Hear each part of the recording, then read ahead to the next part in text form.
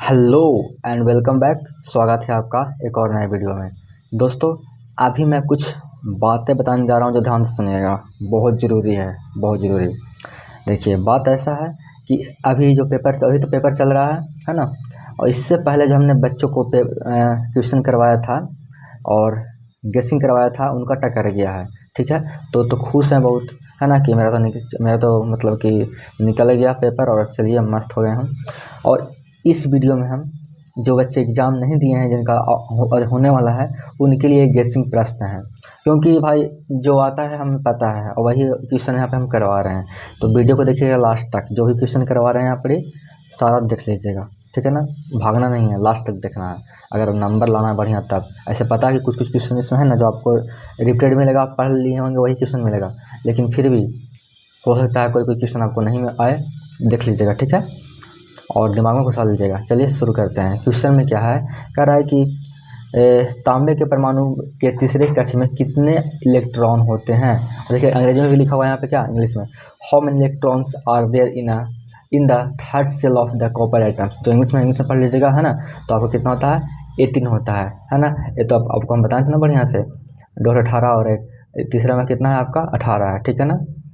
आपका सारा कुछ करके बताए थे जब कोर्स करवा रहे थे डिटेल्स में, तब जाके पुराना वीडियो देख सकते हैं। सेट 1 सेट 2 करके सेट 11 12 तक है आपका, देख लीजिएगा, ठीक है। और इस क्वेश्चन को ध्यान में रखिएगा, बता दे रहे हैं पहले। देखिए सब टिक आउट करके रखे हैं सब चीज़, ठीक।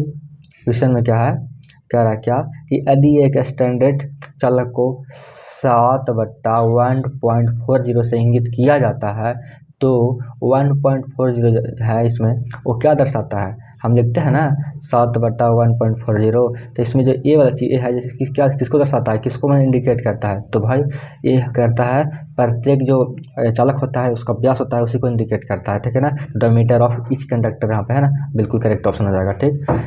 देखिए पूरा देख लीजिए, भागिएगा मत, तो फिर दिक्कत हो जाएगा। फिर बता दे रहे हैं पहले ही। क्वेश्चन में आगे क्या है, कह रहा है कि calculate the hot resistance of 200 watt by 250 watt rated lamp. तो यहाँ पे आपको क्या करना है, आपको यहाँ पे गणना करना है। और ये जो क्वेश्चन है आपको हम डिटेल्स में करवा चुके हैं, शायद आपका सेट 5 या 6 में से ही कुछ होगा ये, ठीक है ना। देख लीजिएगा।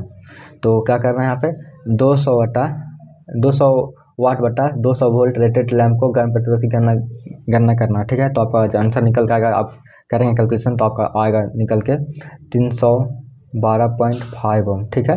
और एक बात और बताएं, खुशी की बात क्या है कि जो क्वेश्चन यहाँ पे दिया हुआ है ना, वही क्वेश्चन आपको डायरेक्ट पूछेगा, कुछ यहाँ पे वैल्यू भी चेंजिंग नहीं करेगा। तो एकदम दिमाग में घुसा लीजिए, ठीक है। ठीक, आगे चलते हैं। आगे क्या है, कह रहा है क्या कि एक खुले सर्किट में प्रतिरोध का मान क्या होता है, बताइएगा। 0 होता है, लो होता है, हाई होता है, इन्फिनिटी होता है। तो भाई अगर सर्किट अगर खुला है तो क्या होगा, तो उसका जो प्रतिरोध का मान होता है वो आपका इन्फिनिटी होता है, यानी कि अनंत होता है ना। अनंत का साइन देखिए किस टाइप का होता है, इस टाइप का होता है, ठीक है ना। तो ध्यान रखेंगे।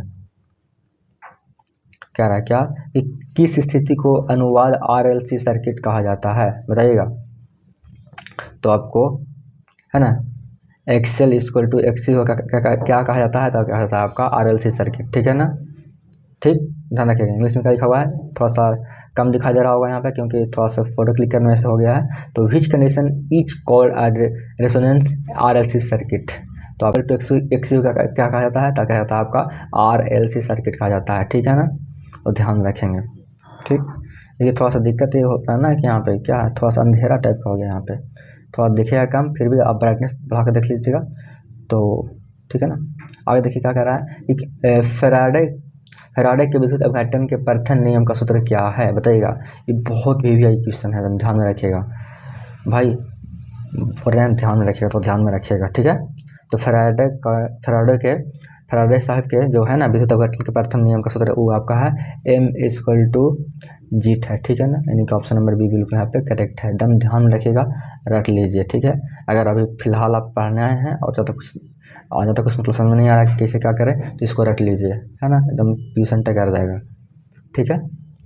आगे क्या है कि बैटरी में ऑपरेशन के समय हाइड्रोमीटर का उद्देश्य क्या होता है, बताइएगा। तो होता है क्या, बताइएगा। आपका ऑप्शन में क्या है, एज क्षमता निर्धारित करने हेतु, या फिर बैटरी वोल्टेज स्तर निकालने हेतु, या फिर बैटरी का निरावेशित स्तर निकालने हेतु, या फिर determine the specific gravity of electrolyte, यानी कि हिंदी का क्या लिखा हुआ है कि विद्युत अपघट्य का विशिष्ट गुरुत्व निर्धारित करने में। तो भाई यही तो होता है आपका, क्या होता है आपका, विद्युत अपघट्य का विशिष्ट गुरुत्व निर्धारित करने में होता है, ठीक है ना। यानी कि ऑप्शन नंबर डी बिल्कुल करेक्ट है।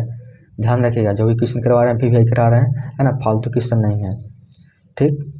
सीसा अम्ल बैटरी के बैटलिंग दोष का प्रभाव पड़ता है, बताइएगा क्या प्रभाव पड़ता है आपका, इलेक्ट्रोडों का मुड़ जाना, या फिर विद्युत अपघट्य की शक्ति का कम हो जाना, या फिर इलेक्ट्रोडों के मध्य लघुपतन हो जाना, या फिर उसके बाद है क्या ऑप्शन में, आंतरिक प्रतिरोध के वृद्धि, बताइएगा। आंतरिक प्रतिरोध में वृद्धि यानी कि इंक्रीजिंग द इंटरनल रेजिस्टेंस, या फिर आपका यहाँ पे बेंडिंग द इलेक्ट्रोलाइट्स, बताइएगा। तो आपका ऑप्शन नंबर यहाँ पे बिल्कुल ऐसा ही हो जाएगा, बेंडिंग ऑफ द इलेक्ट्रोलाइट्स, यानी कि इलेक्ट्रोडों को मुड़ जाना, यही होता है आपका दोस्त, है ना। यानी कि ऑप्शन नंबर ए बिल्कुल यहाँ पे करेक्ट है। बाबू बार बार बोल रहे हैं, ध्यान रखिएगा, ठीक, क्योंकि क्वेश्चन जो है बहुत इंपॉर्टेंट है। यहाँ पे हम 10 क्वेश्चन अभी कर रहे हैं फिलहाल, इसके बाद एक और वीडियो आएगा उसमें 10 क्वेश्चन रहेगा, ठीक है। ज़्यादा बोरिंग नहीं कर रहे हैं आपको, क्योंकि बहुत मोस्ट इंपॉर्टेंट क्वेश्चन है, एकदम दिमाग में घुसा लीजिए, बता दे रहे हैं पहले ही। क्वेश्चन अगर नहीं टकरा इससे तो जो बोलेगा सो हम सुनने के लिए तैयार हैं, क्योंकि हर बार जो हम गेस करवाते हैं वो आता ही आता है, ठीक है। और हमें पता है, वैसे ऐसे भी बगल में मेरा एक ITI का है ना कॉलेज है, तो वो सारा कुछ बातचीत होते रहता है यहाँ पे। तो देखिए यहाँ पे मध्यवर्ती स्विच के साथ कितने 2 वे स्विच एक लैंप को 3 अलग अलग स्थानों को नियंत्रित करने के लिए उपयोग किए जाते हैं, तो बताइएगा। आपका ऑप्शन है 1, 2, 3 या फिर 4। तो हम कितना करते हैं, 2 करते हैं, ठीक है ना, 2 ही, ठीक है। तो यहाँ पर आपका ऑप्शन नंबर बिल्कुल यहाँ पे बी बिल्कुल करेक्ट हो जाएगा, ठीक। तो यहाँ पे हम 2 स्विच यूज करेंगे, ठीक है, 2 स्विच यूज करेंगे तो क्या हो जाएगा आपका, वहाँ पे काम हो जाएगा। देखिए यहाँ पे हम 10 ही क्वेश्चन कर रहे हैं फिलहाल, इसके बाद भी है जो क्वेश्चन है ना अभी भी आई, सब सारा कुछ हम करवा देते हैं इस वीडियो के बाद में, ठीक है। फिलहाल थोड़ा सा कुछ काम आ गया है, तो इस वीडियो को यहाँ पे एंड करते हैं। अब जस्ट अभी हम अपलोड कर रहे हैं, ठीक है।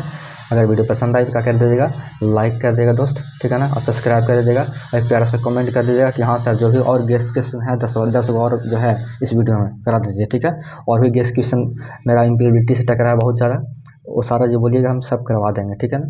क्योंकि भाई बहुत मेहनत कर रहे हैं आपके लिए, तो इतना सब्सक्राइब और एक लाइक तो बनता है, कोई बड़ी बात तो है नहीं, ठीक है। तो अपना ख्याल रखिए और पढ़ते रहिए, तब तक के लिए जय हिंद।